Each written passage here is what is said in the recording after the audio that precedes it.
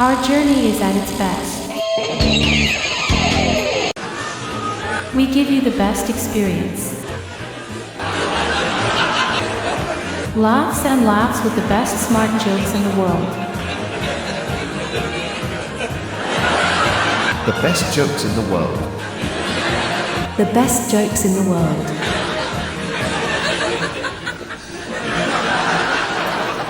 A different kind of channel. Subscribe. Like. Subscribe, like, comment. Enjoy what is served.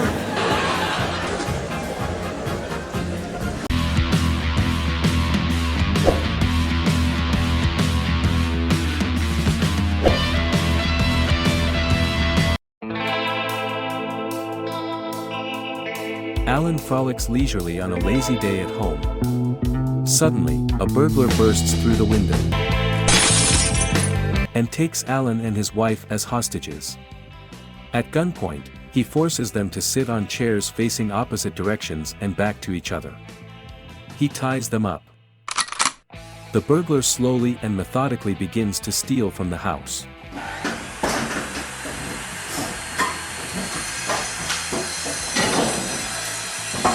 When the burglar has taken everything of value, he gets ready to leave. The homeowners are still bound to their chairs. Alan yells at the burglar. Please untie her. Please let her go. The thief responds. No, I won't untie either of you, so I get the authorities notified as late as possible. Your neighbors will surely do it. There's always someone who gives importance to everything, my friend. As the saying goes, one man's trash is another man's treasure. A nice proverb. Too bad my father said it to me just before he told me I was adopted. Alan pleads once more. Please just untie her. I'll do anything. The burglar goes back to explaining his reasoning. I hope you understand. Today was the worst day of my life. My ex was hit by a bus and I lost my job as a bus driver. I need to get my way in this crime. I'm sorry. I can't leave anything to chance. Alan shuffles his chair towards the burglar, in a state of mania, and exclaims. I'm begging you, man, let her go. She won't call the cops, I promise. The burglar, still unwilling to budge, finds it quite touching how much his hostage cares about his wife, so he says. Wow, you really must love your wife to beg me to untie her so desperately. Alan replies, in a frenzy. No, you need to understand. My wife will be home in 15 minutes.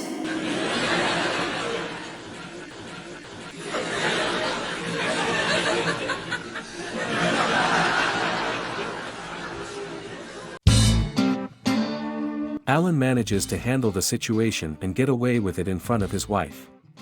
Just when he thinks damage control is complete, his girlfriend calls him and asks to meet. Alan ponders it. What will she want now? There really is no complete happiness. Once they gather, Alan can't help but be pleased by the undeniable beauty of the splendid Italian blonde.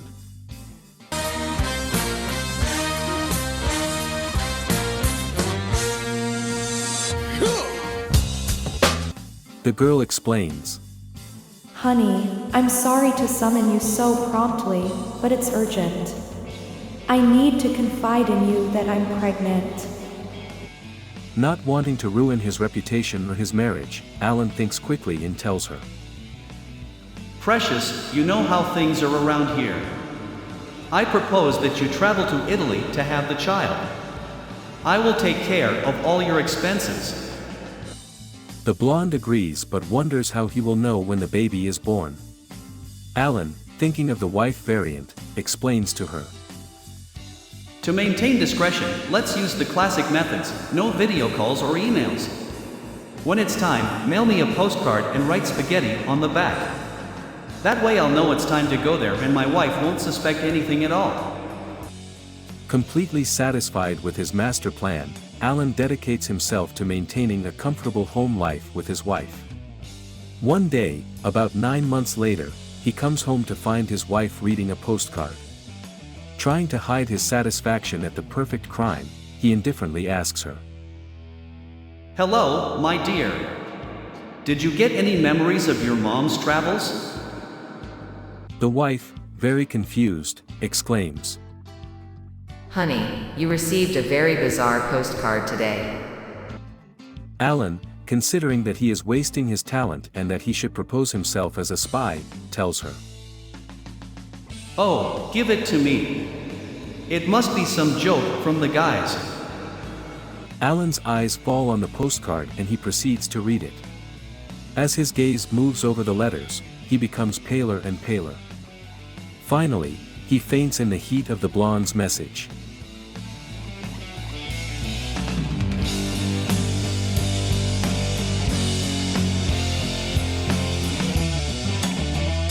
Spaghetti, spaghetti, spaghetti. 2 with meatballs, 1 without.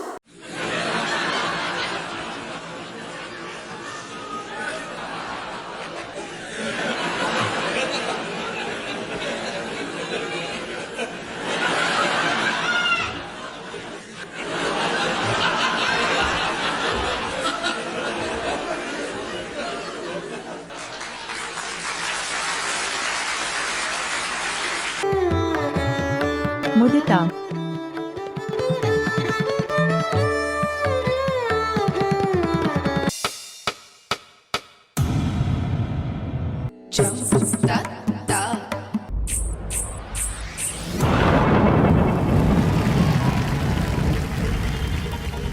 Rajiv has worked all his life as a farmer and has amassed a large fortune.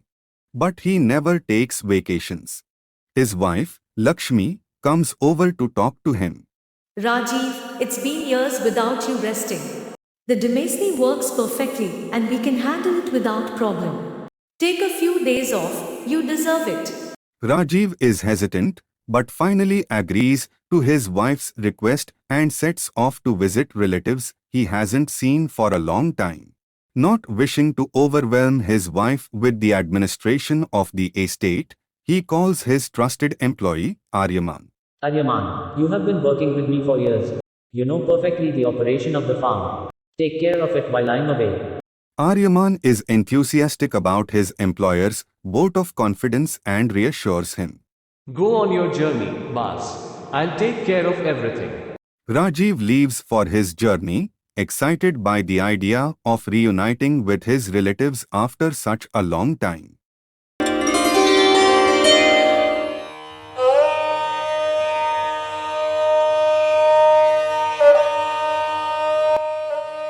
However, after a few days, his predisposition to need to know all the details of his farm does not leave him alone. So he decides to call Aryaman and ask him about the state of the place. Aryaman friend, how are you? Any news there? How are you, boss? Here everything runs smoothly. Everything is calm and tranquility. Anything special that has happened these days?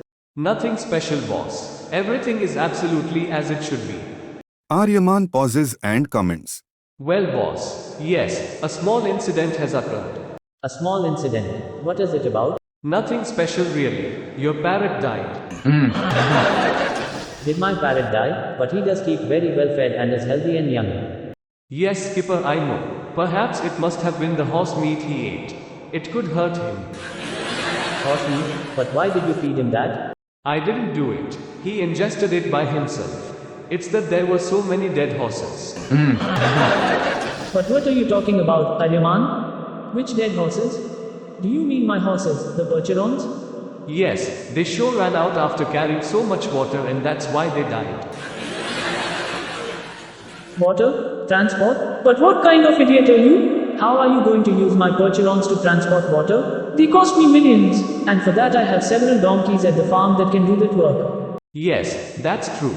But the donkeys had already died after having to transport so many people from the village. You can't imagine what awaits you when I arrive. Why did you have to transport people from the village? They came for your wife's wake. You filthy swine. How do you tell me that my wife died? And what does that have to do with the death of my horses? Yes, Chiefy. Everything has its explanation. The horses died while transporting water when we tried to put out the fire that broke out when your sister, during the wake, had an anxiety attack and knocked down all the candles. And why did my wife die? She is healthier than me. There is no reason why she died. It was the impression, Bas. Your wife had a heart attack. How about a heart attack? And for what? That happened when she learned that your mother drowned in the well. My mother, my beloved mother. Earth swallow me whole. Hello, Skipper. Are you still there? Confirming that his master is no longer present, the servant reflects. How weird rich people are. Making such a fuss because his parrot died.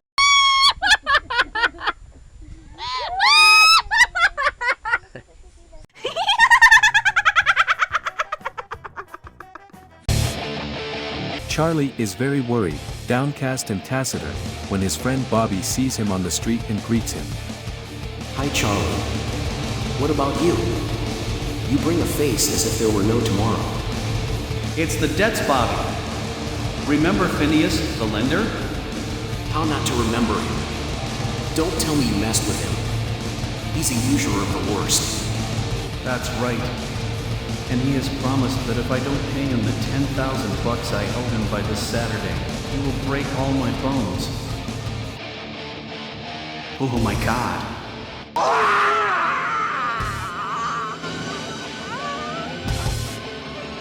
This will be very tough. Don't be fret, darling. I'm with you.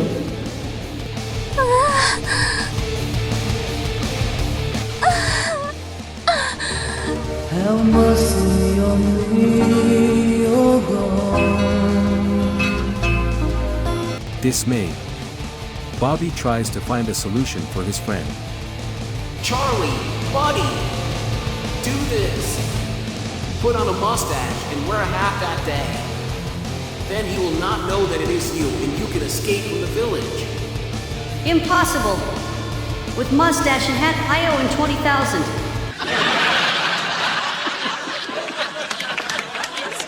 What? Do our man's tragedies continue? Yeah. We all love our lovely wives.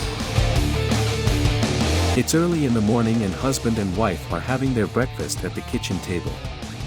The husband comments, My dear, last night, while you were sleeping, you told me a lot of profanity and threats. The wife stares at her husband, takes a deep breath and says, And who told you that I was sleeping?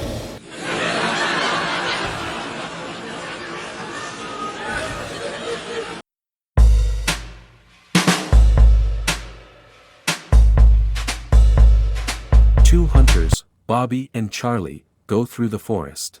Suddenly, Bobby falls into a ditch and seriously injures himself. Charlie, help me. I'm badly hurt. Charlie, desperate, runs from one side to another without knowing what to do.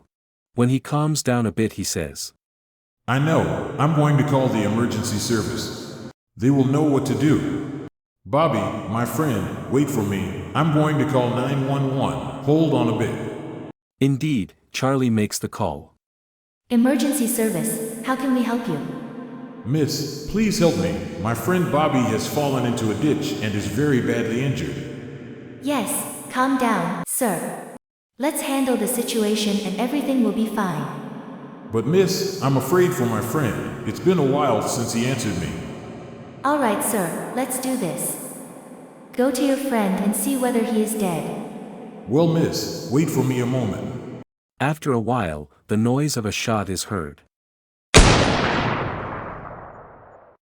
Okay, lady, I'm already sure that he is dead. Now what do I do?